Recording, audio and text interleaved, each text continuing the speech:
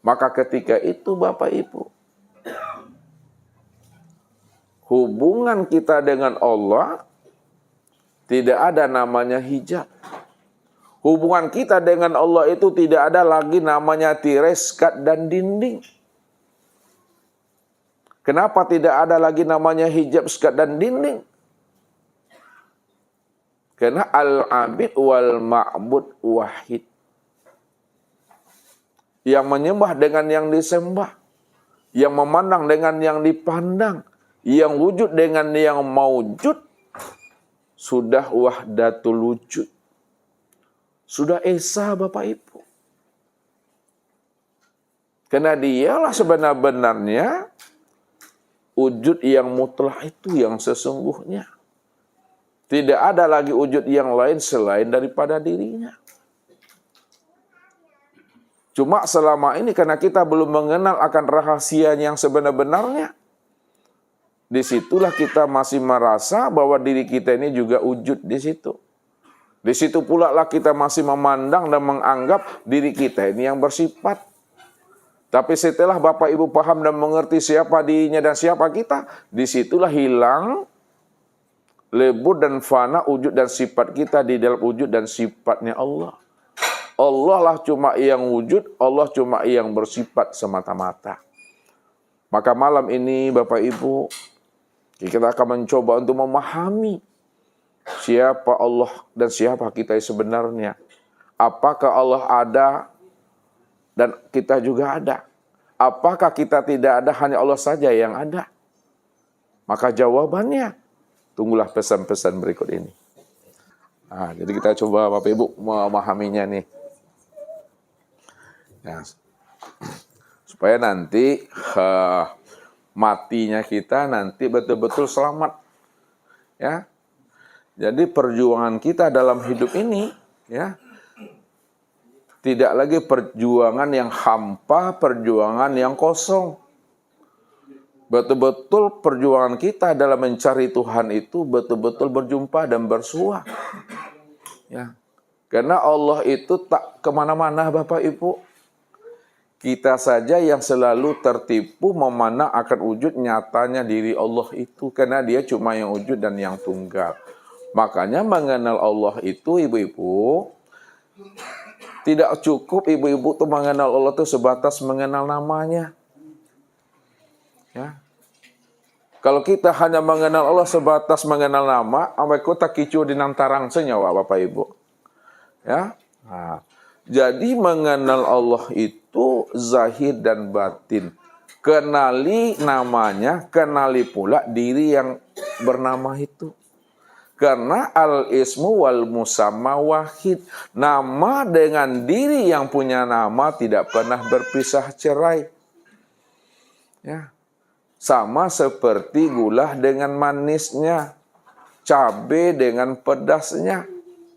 Contoh, ini sebelum masuk ke sini Bapak Ibu, ya. Nah, ini gula, ini manis.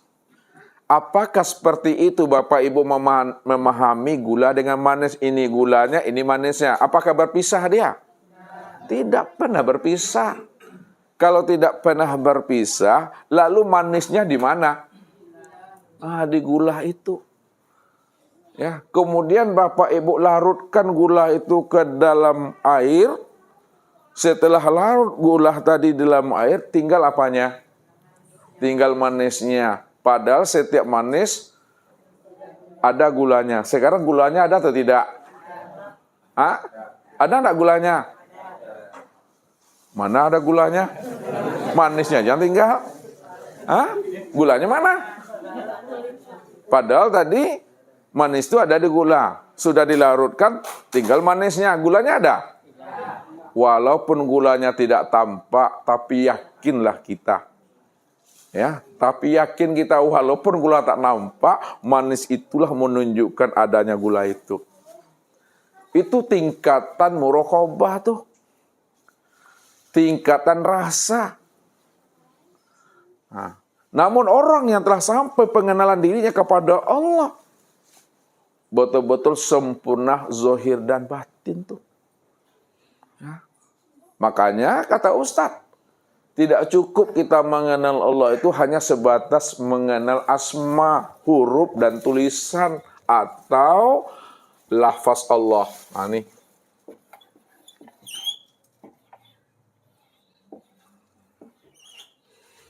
Nah, tidak cukup kita mengenal Allah itu hanya sebatas mengenal huruf, asma, lafaz, dan kata-kata. Kita mesti mengenal akan diri yang bernama Allah itu. Sebab kalau kita mengatakan lafaz Allah itu yang Allah, tulisan Allah itu yang Allah, maka terjadilah namanya syirik. Ya. Kalau kita tak mengenalnya. Ini Allah katakan. Wa minan nasi maya'budullaha ala harfin. Ada sebahagian daripada manusia, dia menyembahku, dia bertuhan kepada aku, dia mengingat aku, katanya. Tapi sebenarnya dia tidak menyembah, dia tidak mengingat aku.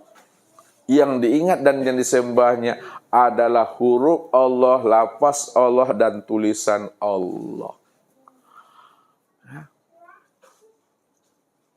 Nah, jadi jangan Bapak Ibu bayang-bayangkan tulisan Allah. Jangan lafaz Allah itu yang ditanam ke dalam dada. Jangan itu yang dihunjamkan dalam akal fikir. Kalau tulisan Allah ini yang dihunjamkan di dalam dada, ditanam di dalam akal fikir, itu yang kita anggap Tuhan, maka syiriklah selama-lamanya itu. Ya? Maka kita ini termasuk orang yang zolim. Zolim terhadap diri, zolim terhadap Allah. Itu yang disebut namanya dalam bahasa ilmu tauhid jahil murakkab. Bodoh terhadap dirinya, bodoh pula terhadap Tuhannya. Maksudnya dia tidak mengenal siapa dirinya dan dia juga tidak mengenal siapa Rabbnya. Itu yang jahil murakkab itu.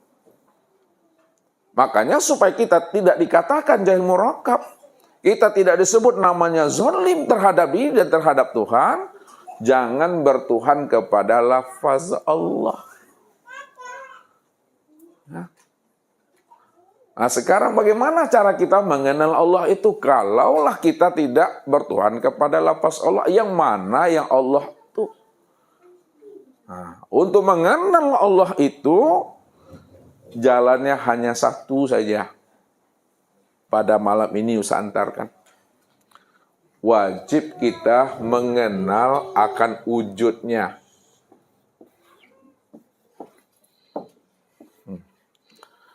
Wajib kita mengenal akan wujudnya.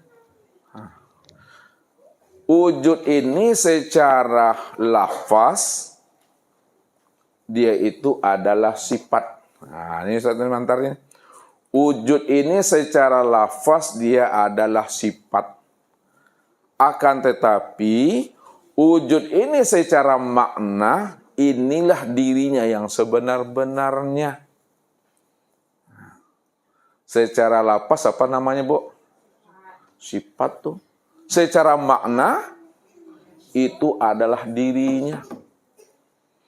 Maka kita wajib mengenal dirinya. Karena dirinya itulah yang bernama Allah. Kalau kita wajib mengenal dirinya, mengenal wujudnya, mana yang wujudnya, maka kenalilah wujud Allah itu sempurna, zohir, dan batin. Mengenal wujud Allah itu, kenali secara sempurna, zohir, dan batin.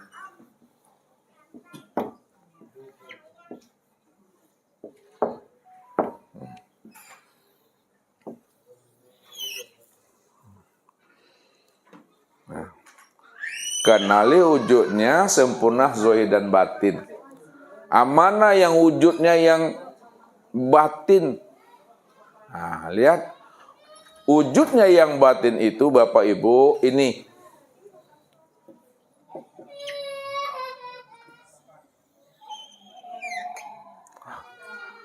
Wujudnya yang batin itu adalah yang kosongnya. Bukan yang garis itu Bapak Ibu, yang garis itu namanya garis bantu itu. Nih.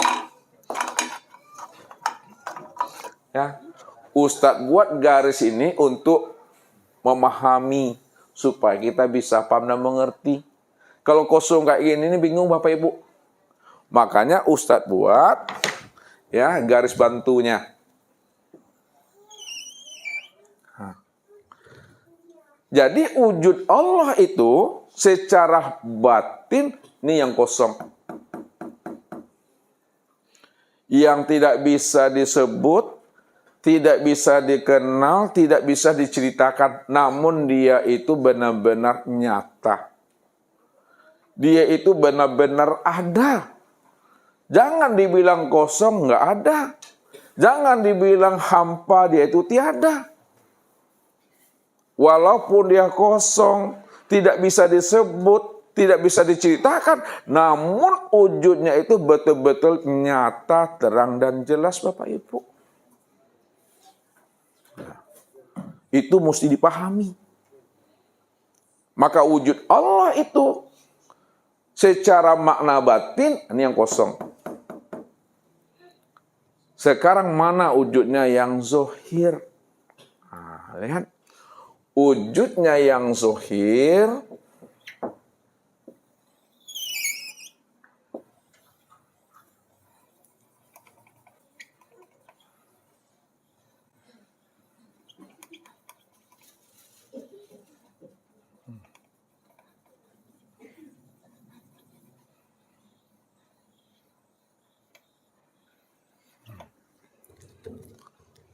wujudnya secara zohir itulah yang disebut namanya dengan nur.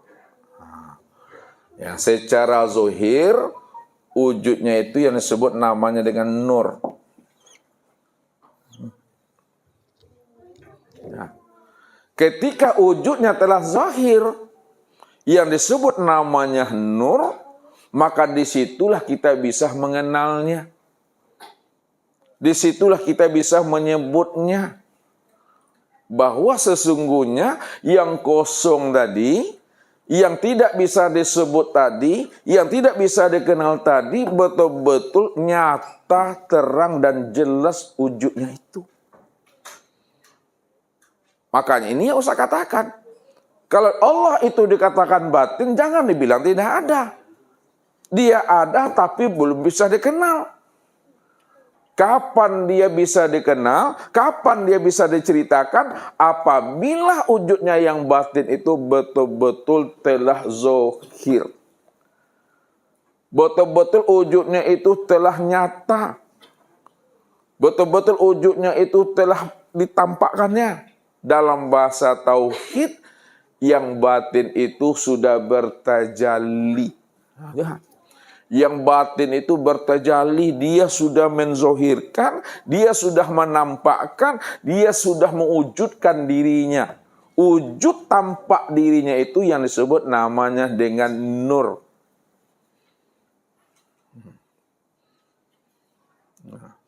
Karena nur ini asalnya daripada diri Tuhan itu sendiri, disebut namanya nur ilahi.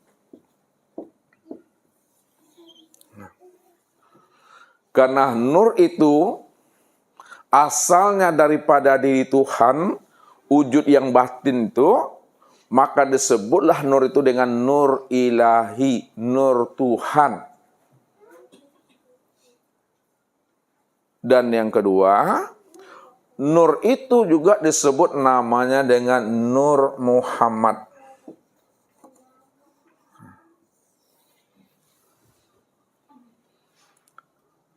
Karena nur itu tempat memandang wujud nyatanya akan dirinya yang batin, maka disebutlah namanya Nur Muhammad. Jadi sebenarnya Nur ilahi dengan Nur Muhammad itu hakikatnya itu adalah Esa satu dia. Ya. Sebutannya dua, namun yang disebut, yang diceritakan itu adalah diri yang esa, diri yang satu. Disinilah Ustaz selalu katakan bahwa nur itu kalau dipandang dari sisi syariat lain sebutannya. Dipandang dari sisi kacamata torikat lain pula cara penyampaiannya. Dipandang pula dari sisi hakikat dan makrifat lain pula cara penyebutannya. Apa maksud yang Ustaz sampaikan itu? Kita lihat.